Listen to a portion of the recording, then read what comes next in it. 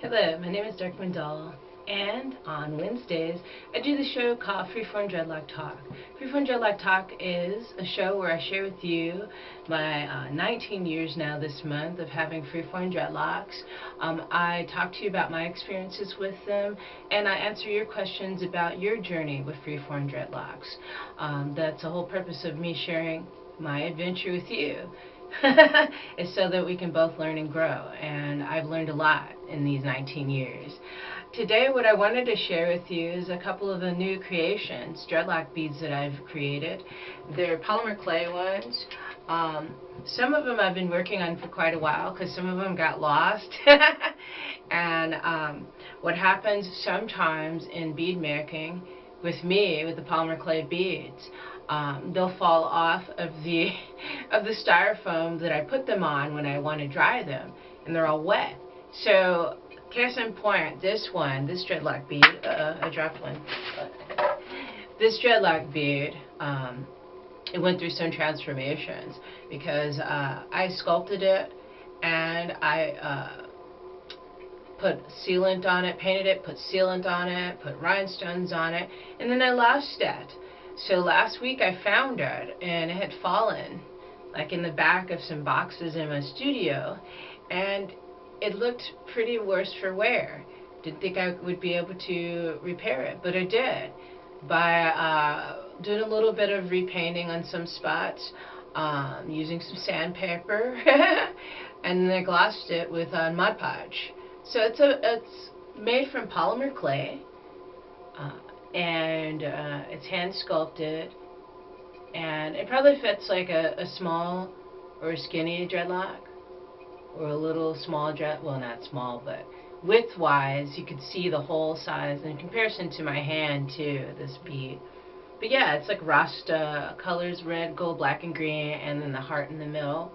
But yeah, some of them go through these really remarkable transformations, and makes them more interesting because they're more rustic looking. And a part of the freeform dreadlock journey was putting something in my hair that made me love it, love my hair. In the beginning of my natural hair care journey, I did not love my hair. I didn't like that my hair wasn't, it wasn't manageable. This was ages ago. But then I started to really love it because I loved it, regardless of what anybody else said. But here's the thing, when I had my TWA, I loved it when I looked in the mirror, but then when I'd go outside, I'd feel so self-conscious, like you'd want to put a hat on or something. Totally far past that now. Here's another bead that I recently made, and this is another case in point, one that got lost and kind of got bumped up and bruised and damaged a little bit. But what I did was I came in and painted over it with acrylic paints with this striped design, and I glossed it with Mod Podge, so it's good to go. So looks like it needs a little bit of work sanding on the inside, but it should be okay. This one right here is totally done, and this went through that same process. So all the ones I'm showing you has gone through that same lumpy, bumpy process. This one got lost, and it fell down when it still had the Mod Podge on it, so it got lumpy and bumpy. But it kind of makes it look cool because I worked with the lumps and the bumps. By coming in, you see the detail in the hearts with acrylic paints, and then you can see the background design in there too. So, and this definitely is going on my shop, and as soon as it's done, still some spots on there that I'm really, like on that part right there, it's kind of scratched and stuff, but I want to paint, a black acrylic paint on there and then Mod Podge it, and then it'll be good to go. So yeah, these beads take a while sometimes, depending on how much things have happened to them in the process of them being made. Here's another one that I'm working on too, and I'm really loving the rhinestones a lot. And that's the thing about these beads is that's why I did tutorials on how to make them on my other channel, the Darkmoon Doll channel. If you check that out, just type in Darkmoon Doll and I should appear my other channel. But yeah, that's why I like to adorn my hair occasionally. I don't have any in there now, but because I'm going to do a cleanse on them. But I like to occasionally adorn my hair with these dreadlock beads. Because way back when I used to dye my hair ages ago. I keep saying ages ago because it was. And it damaged it. So the reason why I would dye my hair is because I'd like to have like, oh, let me put some color in it just for something different.